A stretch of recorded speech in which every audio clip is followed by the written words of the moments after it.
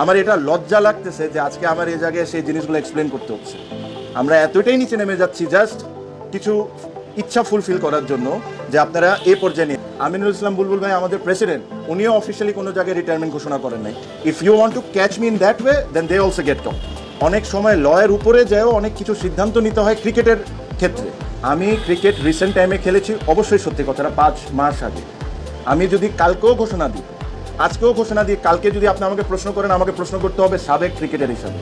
আমি যে লাস্ট 5 মাসে একটা ম্যাচও খেলি নাই, আমি যদি নিজের মনের মধ্যেই চিন্তা করে রাখি যে আমি আর ক্রিকেট খেলবো না, তো আমি তো সাবেক হয়েই গেলাম। গঠনতন্ত্রতে যদি এই কথাটা লেখা থাকে যে একদম স্পেসিফিকলি আপনাকে অমুক ডেতে ঘোষণা দিয়ে দিতে হবে যে আপনি সাবেক ক্রিকেটার, তাহলেই আপনার এই কাউন্সিলরশিপের বৈধ, তাহলে আমি মানতে পারি। এই জায়গায় তো কোনো কিছু লেখা নেই। ধরলাম সাবেক ক্রিকেটারকে বাদই দিলেন, অর্গানাইজার যে আমি না, এটা আপনি কেমনে করে প্রমাণ করবেন? আমি গুলশান ক্লাবে কমিটিতে আছি, ওল্ড ডিএচএস এর কমিটিতে আছি। ওই চিঠিতে উল্লেখ করা লেখা যে আমি ওল্ড ডিএচএস এর সাথে আমার কোনো সম্পর্ক নেই। প্লিজ উপরে যান, যে ওল্ড ডিএচএস এর কমিটিটা খুঁজে বের করে দেখেন ওল্ড ডিএচএস আমি আসি কি নাই। এই মুহূর্তে চিটাগাংয়ে একটা খেলা T20 ফ্র্যাঞ্চাইজ চলছে, যেখানে আমি টিম ওন করি। শতদল ক্লাবের সাথে আমি 4-5 বছর ধরে জড়িত। আমার এটা লজ্জা লাগতেছে যে আজকে আমার এই জায়গায় সেই জিনিসগুলো এক্সপ্লেন করতে হচ্ছে। আমরা এতটাই নিচে নেমে যাচ্ছি জাস্ট কিছু ইচ্ছা ফুলফিল করার জন্য যে আপনারা এই পর্যায়ে নিয়ে আসতেছেন। আমি আবারও বলি, সঠিকভাবে ইলেকশন করি, হেরে যাই, কে প্রেসিডেন্ট হোক না হোক আমার কোনো কিচ্ছু যায় আসে না। বাট এই নোংরামি করেন না জাস্ট ইগো বা জিতার জন্য। এটা এখানে ক্রিকেটের বিষয়, এখানে ক্রিকেটের 18 কোটি মানুষের ইমোশন এটার সাথে জড়িত। সো এই নোংরামিগুলা করেন না। আমি আবারও বললাম, ভেরি হাম্বলি একটা রিকোয়েস্ট করছি যে নোংরামিগুলা করেন না। ক্রিকেটকে ক্রিকেটের মতো থাকতে দেন, ক্রিকেটের নির্বাচনকে ক্রিকেটের নির্বাচনের মতো থাকতে দেন। এর চেয়ে বেশি। চিঠিটা খুবই হাস্যকর ছিল আমার কাছে মনে হয়। তো যদি কাজটা করেন প্রপারলি, প্রফেশনালি করেন, যে চিঠির দাবি করছেন সে আবার যেরকম উল্টায় না যাক যে আমি করিনি। এটা তো হাস্যকর একটা ব্যাপার হয়ে গেছে। আর আমার কাউন্সিলরশিপ যদি আপনারা চ্যালেঞ্জ করেন, এটা একটা লজ্জার বিষয় ভাই, এটা একটা লজ্জার বিষয়। Because I get qualified in every sector, ঠিক আছে? সো আর এটা যদি চ্যালেঞ্জ হয়, এটা যদি আমাকে ব্যান্ডও করে দেওয়া হয়, এটা কেন করে দেওয়া হচ্ছে এটা তো আপনারা সবাই বুঝবেন। প্রত্যেকটা মানুষ বাংলাদেশের বুঝবে যে কেন করা হচ্ছে। আমার এই বিষয়ে কোনো প্রশ্নই করেননি, আমাকে না এটার বিষয়ে কোনো টাইম দিয়েছেন। তো আমি আমার কাছে মনে হয় যে এই জিনিসটা ওনারা অ্যাকসেপ্টই করেননি। বিকজ এখানে আরেকটা বিষয় আছে যে কালকে আমি নিউজে দেখছিলাম যে অনেকে ভোটার আইডি দিয়ে জিনিসটা জমা দিতে হচ্ছিল। তো যে ব্যক্তি আমার নামে এটা জমা দিয়েছেন সে তো প্রেজেন্ট ছিলেন না, তো প্রবলি ওই কেসে এটা করে না। এর চেয়ে ইম্পর্টেন্ট যে জিনিস, যে ব্যক্তি জমা দিয়েছেন সে কোন ক্লাবের কাউন্সিলর, সে কোন ক্লাবের কমিটিতে আছেন বা কোন ক্লাব ওন করেন। আজকে ওখান থেকে কেউ দাঁড়ায় এসে আরেকজনের নামে অভিযুক্ত করতে পারবেন, এখানে তো একটা অথরিটি আপনার লাগবে। যাই হোক, ওটা বড় বিষয় না। যেহেতু আমাকে এটাকে নিয়ে কোনো কিছু প্রশ্ন করে নাই বা অ্যাভয়েড করে নাই, আমি নিজের থেকে কথাটা তুলে আমি কয়েকটা কথা ওখানে বলেছি। তাহলে আমি মনে করছি যে হয়তো বা এই চিঠিটা অ্যাকসেপ্ট করা হয় নাই, বাট কালকে যেটা করা হবে না এটা নিয়ে। তো যখন গুলশান ক্লাবের যারা ছিলেন ওনারা যখন আমাকে অ্যাপ্রোচ করেন যেটা দায়িত্ব নেওয়ার জন্য, তখন আমি যখন দায়িত্বটা নিয়ে আমি একদম এক্স্যাক্ট অ্যামাউন্টে বললাম 1 কোটি টাকা খরচ করেছি। আমরা 1 কোটি টাকা খরচ করে এখানে লিটন দাসের মতো প্লেয়ারকেও আমরা ও খেলেছে, প্লাস আন্ডার-19 এর most of the under nineteen players including the captain এখানে খেলেছে। আমার যে এক্সপেকটেশন ছিল এই ক্লাব থেকে তার চেয়ে ওভার অ্যাচিভ করেছেন এরা। তো যখন একটা ক্লাবকে এরকম কেউ স্পন্সর করে, তো স্পন্সর করে এখানে তো আর কেউ টিভি রাইটসে টাকা পায় না, স্পন্সরশিপে টাকা পায় না, কেউ না কেউ দায়িত্ব নেয়, নিজের পকেটের টাকা খরচ করে টিমটা চালায়। আর এটার বিনিময়ে কী পায়? কাউন্সিলরশিপ পায়, দায়িত্ব নেয় 3-4 বছরের। আজকে যদি আমার এই ভোটিং রাইটসটা আমার থেকে নিয়ে নেওয়া হয়, আমি তো নেক্সট 3 বছরের কাজ আমি যদি ফাইন্যান্সিং আর না করি, এই টাকা পয়সার দায়িত্ব কি ইসি নিবে না বিসিবি নিবে? এই 20টা প্লেয়ারের দায়িত্ব কে নিবে? এখানে 15টা টিমের কথা আসতেছে, 300টা প্লেয়ার। এই 300টা প্লেয়ারের 15টা কাউন্সিলর যদি ব্যাক আউট করে, এই 300টা প্লেয়ারের দায়িত্বটা কে নিবে? বিসিবি, ইসি না অন্য কেউ? ঠিক আছে, আমার কথা ইজ ভেরি সিম্পল।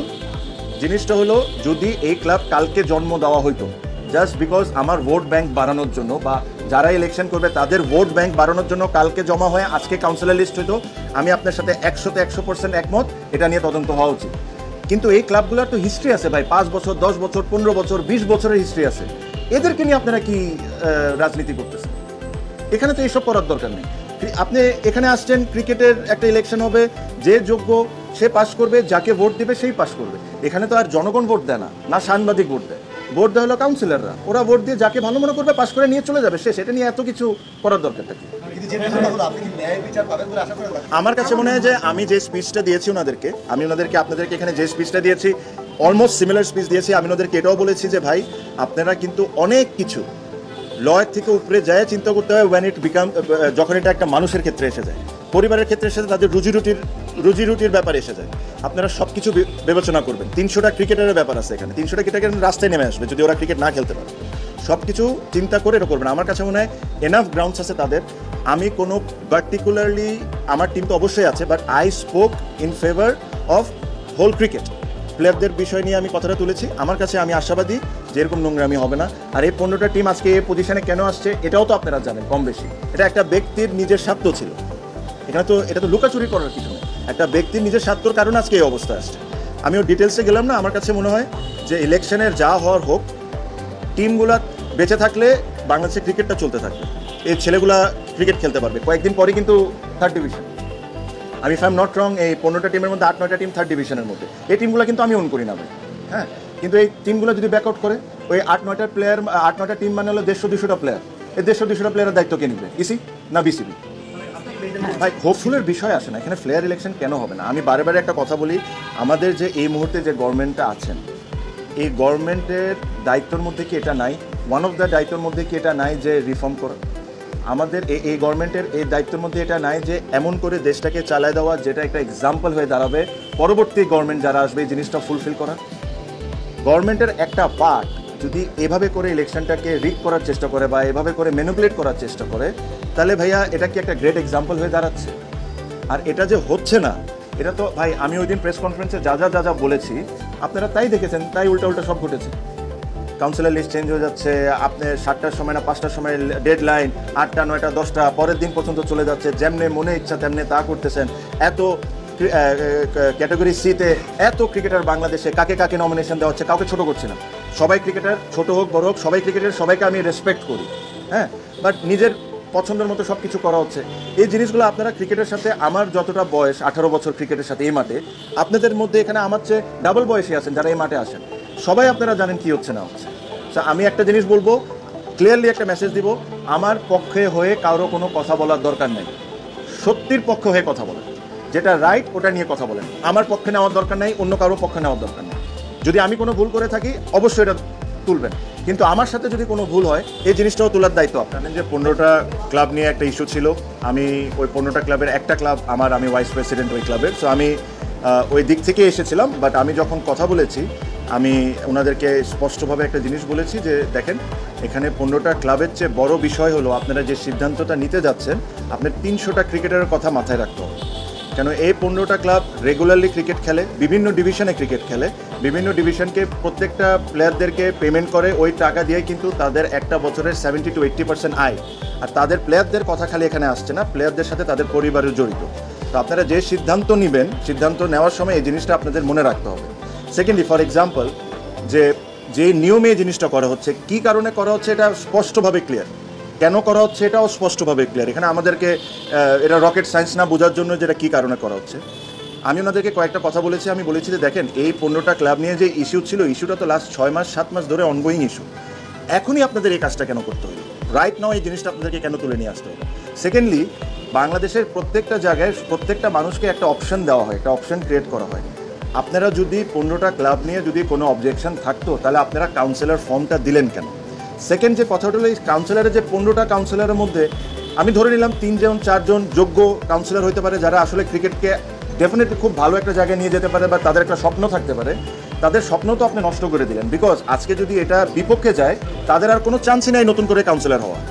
যদি আপনারা তাদেরকে কাউন্সিলরশিপটা না দিতেন, তাদেরকে বলতেন যে এই ক্লাব থেকে যদি কাউন্সিলর হন এরকম একটা ঘটনা ঘটতে পারে, তাহলে তো ওই 15টা কাউন্সিলরের একটা অপশন থাকতো যে ওরা অন্য কোনো একটা ভাবে এসে হলেও কাউন্সিলর হইতে হতো।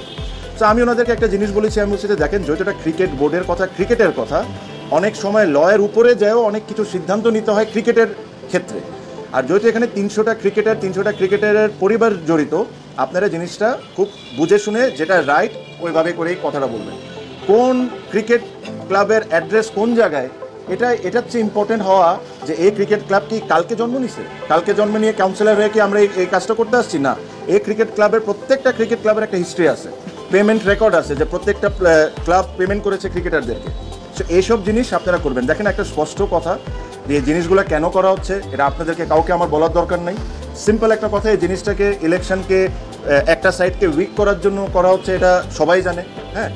আমার কথা হলো যে আমাদের এত খারাপ সময় এসে গেল যে জিতার জন্য বা নিজের ইচ্ছা পূরণ করার জন্য আপনারা 300টা ক্রিকেটারের লাইফের সাথে আপনারা খেলা শুরু করলেন। আপনারা চিন্তা করে দেখেন আমি যা বলছি কোনো যুক্তি ছাড়া কি কোনো কথা বলছি কিনা। ইলেকশন করবেন, ইলেকশনে জিতবেন, ফেয়ার ইলেকশন হবে, যে আসবে যার কাছে ভোট বেশি পড়বে সে জিতে নিয়ে চলে যাবে।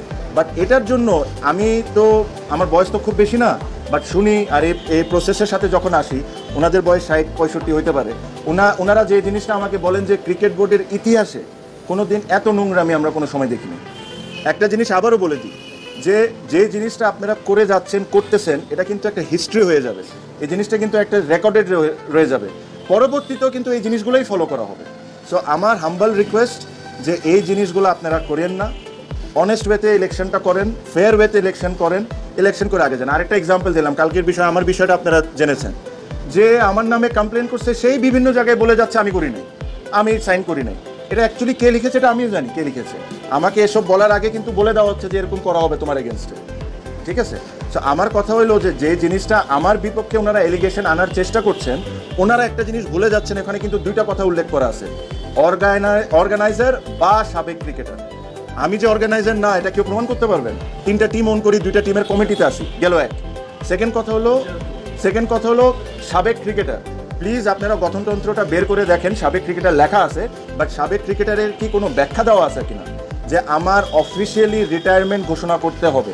যদি এই কেসই হয়, বিসিবি যে 15 জনের তালিকা দিয়েছেন, মোহাম্মদ আশরাফুল তো রিসেন্টলি ইংল্যান্ডে ক্রিকেট খেলে এসেছেন। আমিনুল ইসলাম বুলবুল ভাই আমাদের প্রেসিডেন্ট, উনিও অফিসিয়ালি কোনো জায়গায় রিটায়ারমেন্ট ঘোষণা করেন নাই। If you want to catch me in that way, then they also gate